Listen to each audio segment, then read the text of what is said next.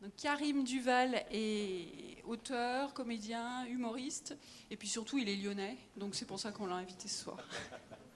Karim, c'est à toi. Bonsoir. Alors, en effet, je suis humoriste, mais je ne suis pas là pour faire des blagues ce soir, parce que je ne suis pas au travail déjà. J'ai l'impression que c'est la première fois que je monte sur scène en fait ce soir.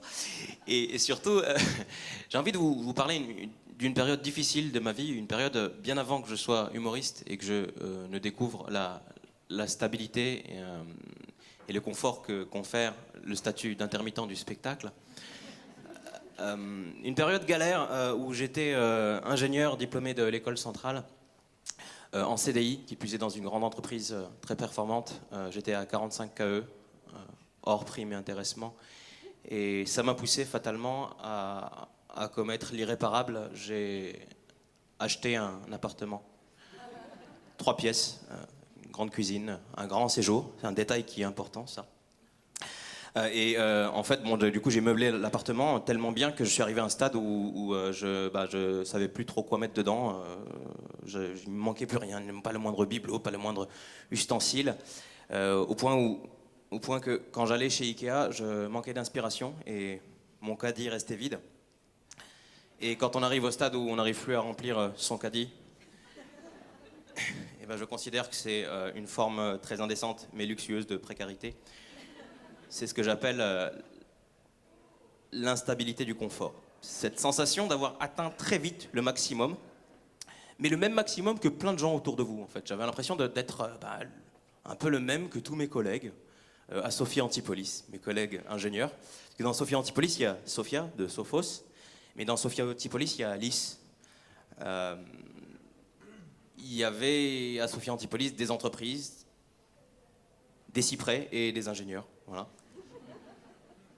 Et on coexistait, tous les ingénieurs coexistaient au-delà de leurs différences, bien sûr, pas la même prépa ni la même grande école. Les ingénieurs coexistaient au-delà des grilles de salaire qui les séparaient de quelques kilos euros.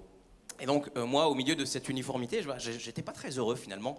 Moi qui sortais déjà de 2 cocons successifs, hein, donc la classe préparatoire et puis le campus de grande école, moi qui voulais découvrir la vraie vie et sortir du moule, moi qui, petit, était toujours perçu comme différent, finalement, puisque j'étais un peu l'oiseau rare, né d'un père franco-berbère et d'une maman chinoise, à Fès, au Maroc. Donc j'étais un peu le Jackie Chan de la Médina. Mais pas seulement, parce que je suis bilingue franco-arabe, et donc j'étais un peu, par exemple, le Marocain aux yeux des expats français au Maroc, mais Duval quand même, donc j'étais quand même le Français aux yeux des Marocains. Et vu que j'allais à l'école française, c'est-à-dire une école élitiste, donc entendre cher, j'étais le riche aux yeux des pauvres. Les pauvres qui faisaient partie de ma famille, en fait, une branche de ma famille qui habite à la campagne. Et qui, bien sûr, qui passait beaucoup de temps à la maison. Et vu que je traînais avec les enfants, mes cousins, etc., j'étais aussi le pauvre aux yeux des riches, les bourges de l'école. Donc finalement, j'ai toujours été l'autre et le semblable. J'ai toujours été, on va dire, pluriel, et c'est ce qui me rendait singulier. Alors, dans mon boulot, j'avais une chance, c'est que quand même, à la différence de pas mal de collègues, j'avais un privilège, c'est que je voyageais beaucoup. Et donc, un jour, j'étais en Corée du Sud, sur l'île de Jeju, pour une conférence de mathématiques appliquées sur l'optimisation des recettes tarifaires dans un contexte de demande incertaine et d'offres à capacité limitée. La routine. Et j'étais accompagné d'un collègue ingénieur, manager, c'est un détail qui a son importance, très sympa, hein, très cool, vraiment on s'entendait très bien, mais plutôt sérieux, le type sage, ingénieur, quoi, vraiment... sage, bon élève, premier de la classe, voilà. Et du coup, on discute, tout ça, et on mange du poisson très épicé. C'est un détail qui n'a aucune importance. On discute, et à un moment, on parle des hobbies, et je lui dis, qu'est-ce que tu fais après le boulot? Il me dit, je fais des cours de one-man show. Je dis, ah bon? Toi, ingénieur, manager, avec ta raie sur le côté, tu fais rire les gens. Il me dit, ouais, mais bon, attends, par contre, c'est des sketchs comme ça, entre copains, entre amis, hein, bien sûr, on fait ça à la fin de l'année, à la kermesse, tout ça. Je dis, ouais, d'accord, ok, mais quand même, Ça s'apprend, faire rire, c'est possible. C'est complètement débile, ça n'existe pas. Mais bon, je prends quand même le numéro du cours de théâtre, comme ça, l'air de rien, je sais pas pourquoi je l'ai pris. Et là, donc, on était en mai. Le cours de théâtre débutait en septembre, et donc je passe les mois de juin, juillet, août à me creuser la tête, à me demander ce que je pourrais bien raconter sur scène. Et je passe l'été finalement à me remémorer, en fait, me rappeler que j'étais un gamin qui, tout premier de la classe que j'étais, aimait bien faire rire les gens, aimait bien faire des accents, des voix, des personnages venus d'ailleurs, c'est-à-dire de la maison. En fait, le faillot aux yeux d'écancre que j'étais était capable d'être un clown. Clown, c'est un métier. Clown, c'est un métier. Ça, c'est ce que m'a appris la prof de théâtre, qui était en fait une superbe comédienne, Corinne Casabo, et un clown professionnel, si je puis dire. Clown, c'est un métier, c'est ce que m'a appris son compagnon, Claude Crespin, qui allait devenir mon premier metteur en scène, et qui lui aussi était dans le milieu, on va dire, puisqu'il était ex-directeur artistique du Cirque du Soleil et créateur de l'école du cirque de Châlons-en-Champagne, une sorte d'école polytechnique du saltimbanque. Mais quand t'en sors, tu travailles pas chez Schneider, tu travailles chez Pinder. Et donc du coup voilà. Et donc clown, c'est un métier, c'est quelque chose que j'ai compris au fil des séances de cours de théâtre. Chaque semaine, c'était ma carotte. Chaque semaine, j'arrivais avec un nouveau sketch. J'écrivais, voilà. Donc je l'avais écrit, préparé, répété dans mon grand salon de mon appartement 3 pièces. Vous comprenez pourquoi maintenant c'était important de le mentionner. Je répétais et j'avais hâte de savoir ce que ça allait donner. J'arrivais devant les élèves du cours, je jouais le sketch et des fois j'avais des rires, c'était super, et des fois je prenais des bides. Mais c'est pas grave parce qu'au fond, ce que j'aimais, c'était le côté immédiat et sincère du rire. C'est un retour très, très, très sincère en fait, le rire. On peut pas mentir avec le rire, on peut pas faire semblant de rire, on peut pas se retenir de rire. Alors que au boulot, finalement, au bureau, j'envoyais des mails. Je faisais des réunions, j'écrivais des rapports sur la réunion concernant le mail. Je vois qu'il y en a qui ont une vie excitante aussi, comme ça. Et vous le savez, du coup, les retours sont beaucoup moins immédiats. C'est-à-dire que déjà, ils sont moins sincères et moins immédiats. On peut attendre des jours, des semaines avant d'avoir un retour. Et puis, le retour est édulcoré parce qu'il y a des codes, on met des formules de politesse, on cache un petit peu la réalité, finalement, de ça. Alors que le clown, lui, le clown ne peut pas tricher en fait. Il a des failles et ces failles transparaissent aux yeux du public qui le lui fait savoir en émettant une sorte de son qu'on appelle rire. Et il y a une théorie qui dit qu'on rit en fait parce qu'on crée une distance par rapport au clown, par rapport à ses failles, ses différences, et que du coup ça provoque le rire et c'est ce qui identifie, ce qui fait l'identité, l'individualité du clown. Et qui en fait sa raison d'être, à savoir nous faire rire. Donc voilà, pendant 3 ans, je mène deux vies parallèles finalement. La journée, je suis ingénieur, le soir, je suis humoriste. Alors au début, en effet, c'est mes amis qui viennent me voir, et petit à petit, c'est des amis que je ne connais pas et qui payent leur place pour venir voir mon spectacle. Donc très vite, ça prend une espèce de tournure professionnelle comme ça. Donc je mène deux vies parallèles. Enfin parallèles, si je puis dire, hein, parce que l'ingénieur rationnel, cartésien que j'étais, commençait à être un petit peu titillé par la folie de la scène et se disait tiens, peut-être que deux droites parallèles peuvent se croiser. Et donc du coup je me disais pourquoi pas finalement utiliser l'humour et cette distanciation pour au travail en fait. Donc il ne s'agissait pas d'être le bout en train de la salle café, hein, pas du tout. Non, c'était vraiment essayer de se servir de cette distance que donne le rire pour observer finalement ce qui se passait au boulot. Et voir la réalité telle qu'elle est et peut-être en rire pour mieux la corriger, finalement souligner les failles. Donc petit à petit, je me dis pourquoi pas essayer ça. Qu'est-ce que je voulais dire d'autre là? Je pourrais tricher avec mon iPhone, hein, si jamais je...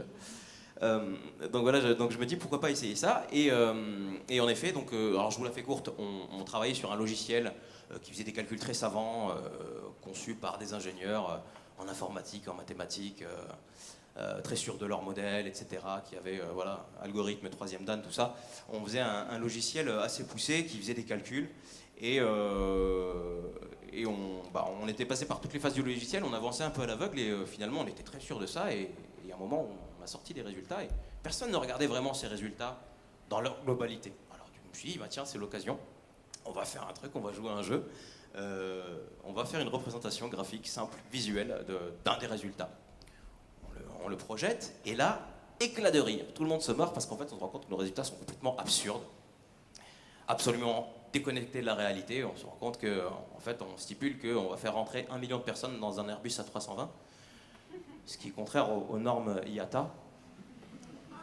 Alors après, bien sûr, on se dit bon bah c'est pas grave, nos petites têtes bien faites corrigent le tir, on débug, on fait un beau produit, un beau logiciel, pas de problème. Mais je me dis, tiens, de cette expérience, ce que j'en tire, c'est que bah, finalement, essayer d'utiliser cette distanciation à travers le rire pour faire prendre conscience des failles qu'on peut identifier, c'est une approche qui est différente de faire des réunions, mouliner pendant des heures des calculs, du code, etc. Donc pourquoi pas l'adopter, et donc petit à petit je deviens un peu l'humoriste aux yeux de mes copains ingénieurs. En plus c'est un côté sexy, c'est sympa, et plus je bouffe de la scène, et mieux ça se passe au boulot. C'est bizarre, je suis heureux en fait, j'ai même une promotion au travail, je suis devenu manager de l'équipe. Voilà, j'en faisais de moins en moins, c'est bizarre. Donc je continue bien sûr, et plus mieux ça se passe au boulot, et mieux ça se passe sur scène. Donc, voilà. Très belle période, et à un moment, donc voilà, les choses s'emballent, les agendas se complètent aussi, et au point où ça devient ingérable, et voilà, j'arrive face à un dilemme, je dois aller voir un client à l'île Maurice, ou assister à un festival d'humour en Alsace, et j'hésite.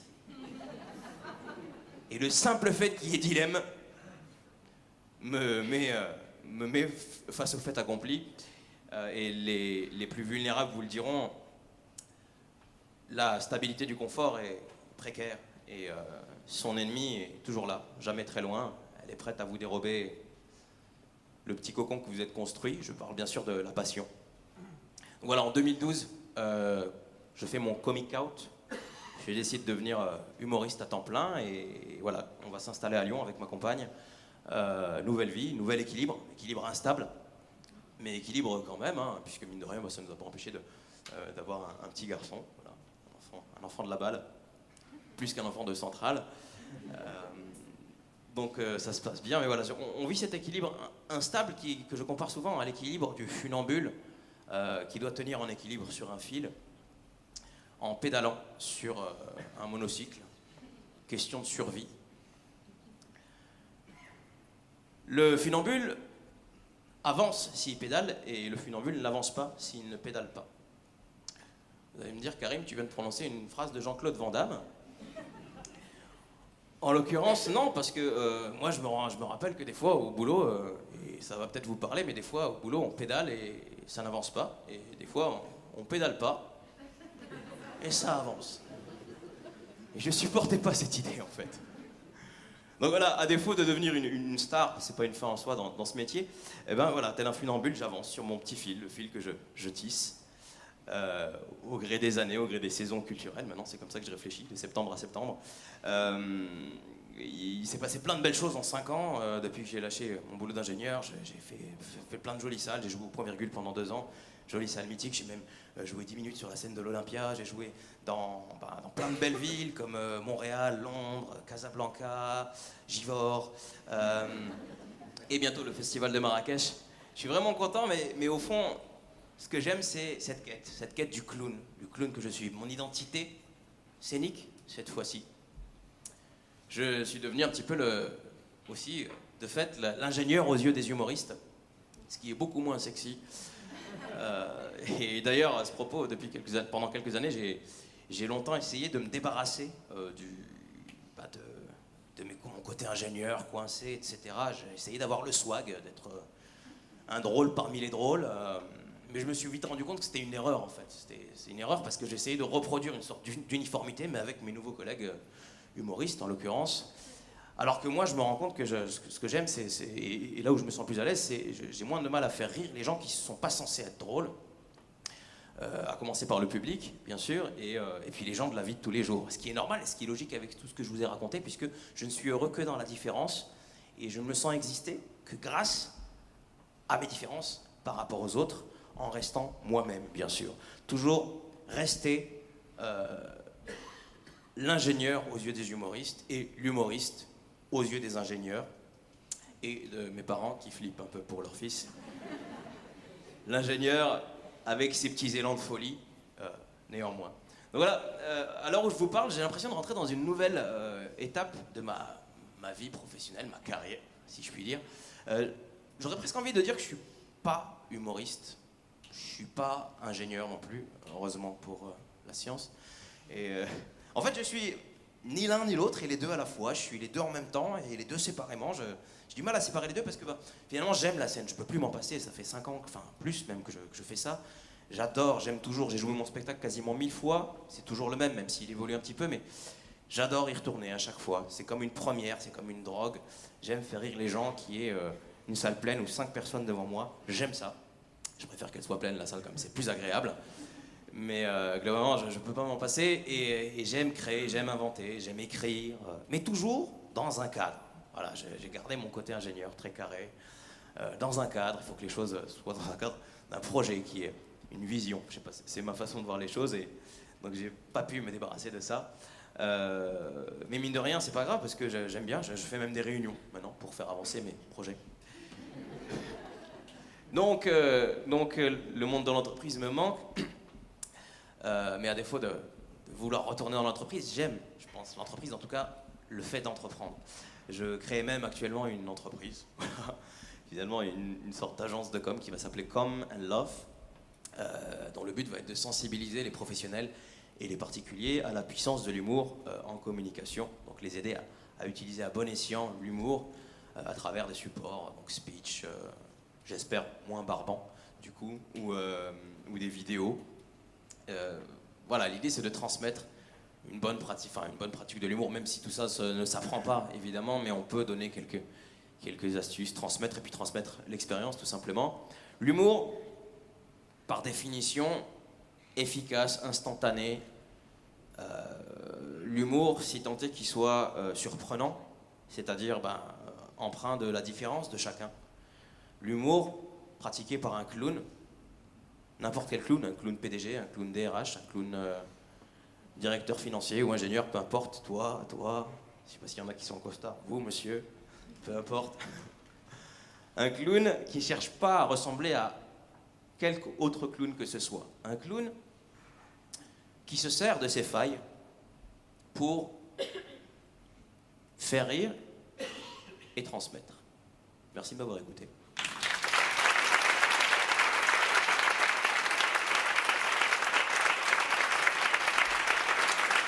Merci Karim. Merci Karim. Est-ce qu'il y a des questions déjà dans la salle? Pas de questions pour Karim? Comment? Très clair? Oui. Comment votre compagne a accueilli ce changement? Est-ce qu'elle l'a encouragé? Est-ce que vous avez eu des doutes par rapport à ça? Ce n'est plus ma compagne. Non, elle a vu le truc venir. L'humour, ça va. Je l'ai pas fait du jour au lendemain. J'ai mis 3 ans quand même. Elle s'est fait avoir au début parce que elle avait un bon parti quand même et les choses ont tourné au vinaigre. Voilà. Mais non, elle m'a bien sûr accompagné. Ça fait partie des choses importantes. Il faut être bien entouré, bien sûr, pour oser ce genre de choses. Ou pas. Il y en a aussi qui vont faire ça à la suite d'une rupture. Bon, moi, en l'occurrence, c'est pas mon cas. Une autre question?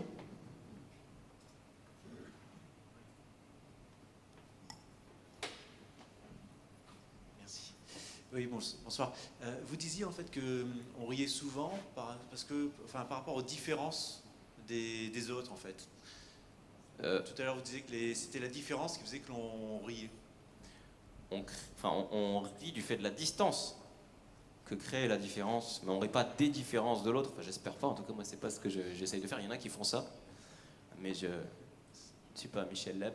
Et Non, mais du coup, non, l'idée c'est que on crée cette distance-là, donc on crée une sorte de regard décalé, et en effet, on n'est pas dans la situation du type qui chute ou du type qui va être dans une situation forcément.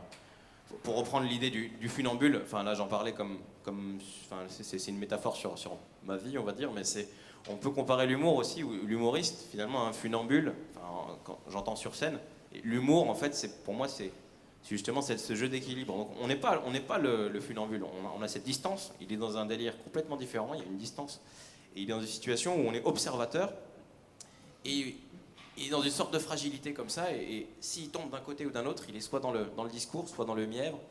Et tant qu'il tient en équilibre sur ce fil, pour moi, c'est de l'humour. Et donc, on est spectateur de quelque chose qui tient à un fil, en fait, qui a une certaine fragilité. Et donc, c'est plus la distance, je pense, qui fait rire que la différence elle-même. On rit pas du type parce qu'il est funambule, mais sa situation et le fait que nous, on soit dans une situation très confortable à ce moment-là. Mais on rit pas au funambule, d'ailleurs, littéralement. Merci. Encore une dernière question, puis après, vous les gardez pour le buffet. Quel a été le déclic pour vous pour entrer dans cette vie de clown au sens de motivation?